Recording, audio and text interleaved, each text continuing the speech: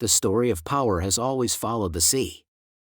From the spice routes to the oil lanes, maritime dominance has built empires and broken them. Today, that story bends sharply toward the Indian Ocean. More than 80% of global maritime oil trade flows through this vast stretch. Every ship carrying goods from China to Europe, from Africa to Southeast Asia, passes through its arteries. But here's the twist most miss: India sits at the center of it all. Three of the world's most critical choke points, the Strait of Hormuz, the Bab el-Mandeb, and the Malacca Strait, form a strategic triangle that places India not just nearby, but at the heart of global movement. So when people talk about the Pacific century or the rise of the East, they often overlook the ocean that connects them all. In the 21st century, trade is no longer just about economics. It's about leverage, about control, about security. And as the Indo-Pacific emerges as the heartbeat of global commerce, India's maritime geography isn't a coincidence. It's leverage. This isn't just about ships or ports. It's about reshaping how power is projected, how partnerships are forged, and how the next century will be secured. And it's the starting point of a new kind of influence, not through force, but through presence, trust, and timing. For decades, India thought like a landlocked nation, even though it isn't one. Its gaze was turned inward toward its northern borders, its immediate neighbors, its continental concerns. The Himalayas, Pakistan, China, these defined its anxieties, its strategy, its defense budgets. But while India watched the mountains, the sea kept rising in importance. Today, that mindset is shifting, and it's fast. The world is no longer divided by land but connected by water, and India is finally looking seaward with intent, clarity, and ambition. The Sagarmala project is transforming domestic ports into global gateways.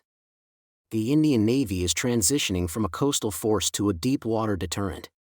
And Indian diplomacy now speaks fluently in Indo-Pacific terms, not just South Asian ones. This isn't just a change in military posture, it's a shift in identity. India is beginning to understand what the Cholas once knew over 1,000 years ago, that the sea isn't a barrier. It's a bridge. That maritime power isn't just about warships. It's about connectivity, credibility, and control. And in this shift, from land-focused survival to ocean-facing strategy, lies India's most underrated transformation. Every day, thousands of ships move goods across the world: oil, cars, smartphones, wheat, steel. And most of these ships pass through one ocean: the Indian Ocean. Now imagine this: a ship starts its journey in the Middle East, passes India's west coast, sails towards Southeast Asia, or goes the other way toward Europe. Almost every major trade route on Earth goes right past India. This isn't just luck, it's power. Because in the 21st century, power isn't just about armies or weapons. It's about who controls the flow of trade. And now, India is starting to use this natural advantage. Projects like the India-Middle East-Europe Economic Corridor are being built to connect India with Europe and the Gulf, faster and safer, offering an alternative to China's Belt and Road. Big ports like Mundra, Vizhinjam, and Chabahar are turning into global hubs, places where ships from all over the world stop, refuel, and trade. And here's the deeper point: when the world's goods pass by your shores, so does its attention, its trust, its dependence. India doesn't need to dominate the world to matter. It just needs to stay open, reliable, and present on the seas. For most of its independent history, India focused on land, wars with Pakistan, tensions with China, and border defenses in the north. The ocean was quiet, almost invisible in national imagination. But today, that silence is being broken. India's navy is undergoing a quiet revolution, not with loud declarations, but with presence, precision, and purpose. In 2024, during the Red Sea crisis, when Houthi rebels attacked cargo ships near Yemen, many commercial vessels were left stranded, their crews terrified. It was the Indian Navy, not the US, not Europe, that rushed in to rescue. Over 30 merchant ships were escorted to safety. Indian warships like INS Chennai and INS Kolkata protected international waters, rescued crew members from hostile zones, and brought stranded Indian and foreign sailors home. This was not just a show of strength. It was a display of trust, the kind that can't be built with slogans. India has over 130 naval ships, and more than 40 are under construction, including powerful destroyers, stealth frigates, and submarines. Indigenous giants like INS Vikrant, India's first home-built aircraft carrier, signal a new confidence. And India's maritime force is everywhere it matters. Patrols in the Malacca Strait, exercises alongside the US, Japan, and Australia, coordinated patrols with Indonesia, Vietnam, and France, regular deployment and anti-piracy missions near Somalia. But this isn't about showing off muscle. It's about building a shield of reassurance. For smaller countries in the Indian Ocean, like Maldives, Mauritius, or Seychelles, India's Navy acts as a security partner, not a threat. When storms hit, when pirates strike, when communication fails, it's often India that shows up first. This is maritime power with a difference, not to dominate others, but to protect the peace that global trade depends on. And as the ocean grows more contested, presence becomes power, not because of aggression, but because of reliability. India doesn't often shout. But when it moves, the world listens. Over the last decade, China has poured billions into building ports and infrastructure across Asia and Africa. It calls it the Belt and Road Initiative, but for many countries, it's become a belt of debt and dependence. Ports in Pakistan, Sri Lanka, and Djibouti in Africa were taken over by Chinese firms after local governments couldn't repay loans. These ports aren't just for trade, they host Chinese surveillance systems, and in some cases, military access. So how did India respond? Not by copying China, but by doing the opposite. Instead of debt traps, India offers joint development. Instead of surveillance ports, India builds civilian infrastructure that serves locals first. Instead of military bases, India offers rescue teams, training programs, and medical aid.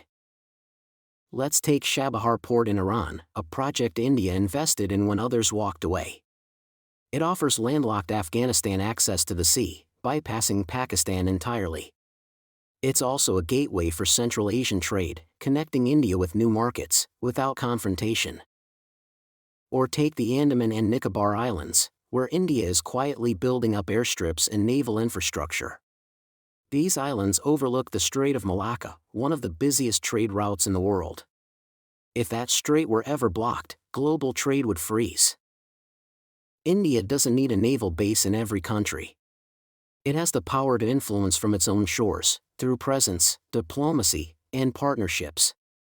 Each drill sends a subtle message: we are here. We are ready. And we are not alone. So, while China builds concrete, India builds credibility. It's a quieter form of power. But one that endures longer, because it's based on respect, not fear. India's story on the sea didn't begin today, or even a century ago. It began thousands of years ago, long before European ships ever set sail. Ancient Indian ports like Ladhal and Gujarat were already trading with Mesopotamia in 2400 BCE. The powerful Chola dynasty ruled over parts of Southeast Asia using a navy that projected strength and culture, not conquest. Indian traders once sailed to Rome, Arabia, Africa, carrying not just spices and silk, but ideas, language, and trust. But then came colonization. The British Navy took control of the seas, and India's maritime voice faded. For over 2 centuries, India forgot the power it once held. Now, that memory is returning. Today's India is not becoming a maritime nation. It's reclaiming its place as one. This matters, because in geopolitics, history is power. When India builds naval partnerships or develops ports, it doesn't have to prove its right to be there. It has civilizational legitimacy. It isn't an outsider entering the Indian Ocean. It is the original stakeholder. This also shapes how India behaves. Unlike colonial powers, India doesn't build alliances to control. It builds relationships to coexist. Take the example of Mauritius, where India helped build a new naval dockyard. Or Seychelles, where India provided coastal radar systems. Not as a master, but as a partner. These nations trust India not just because of shared interests, but because of shared pasts. In a world that's increasingly uncertain, people don't just ask who is strong. They ask, who belongs here? In today's world, diplomacy isn't just done in fancy halls or closed-door meetings. It also happens on the ocean. Every joint naval drill, every humanitarian rescue, every shared port project, these are acts of diplomacy at sea. And India is using them wisely. Instead of forcing countries to pick sides, India is offering something different, a vision of the Indian Ocean that is safe, stable, and shared. Take the idea of Sagar, security and growth for all in the region. This isn't just a slogan. It's India's promise: we're not here to dominate. We're here to help everyone grow together. That's why when a cyclone hits Mozambique, India sends Navy ships with relief supplies. When Maldives runs short on fresh water, Indian aircraft fly in aid. And when smaller island nations face rising sea levels, India helps with satellites and early warning systems. It's diplomacy without a microphone, quiet, consistent, and deeply human. India is also building bridges through regional groups like Indian Ocean Rim Association, uniting 23 countries with shared maritime interests. Quad, working with the US, Japan, and Australia for regional security. And bilateral naval partnerships across Africa, the Middle East, and Southeast Asia. Unlike power blocks that demand loyalty, India offers trust. It doesn't tell nations what to do, it asks them what they need. And in a region often caught between big power rivalries, that approach is not just refreshing, it's magnetic. India's influence is growing not by pushing harder, but by standing taller, with an open hand and a steady course. Every century has its signature. The 19th century belonged to the Atlantic, where Europe rose and empires expanded. The 20th century was ruled by the Pacific, with America and Asia driving growth and conflict. But the 21st century? It belongs to the Indian Ocean, and the nation that stands at its heart, India. This is not a prediction, it's already happening. The world's energy flows through these waters. Its digital cables lie beneath the sea. Its most vulnerable trade routes pass India's shores. And yet, India's rise isn't about control. It's about contribution. Not about commanding the ocean, but stabilizing it. Not about claiming superiority, but offering security, access, and balance. India is showing the world that great powers don't have to threaten, they can anchor. That's what makes this moment different. Unlike colonial powers of the past, India's strength rises not from fear, but from trust, heritage, and shared future. And as nations search for allies who are steady, responsible, and rooted in values, they're looking increasingly toward India. So yes, the tides are shifting. This century will be shaped not just by who builds the biggest fleet or the tallest tower, but by who earns the world's confidence. And from the heart of the Indian Ocean, with quiet strength and ancient clarity, India is rising, not as a wave, but as a lighthouse. Guiding. Grounded. And here to stay.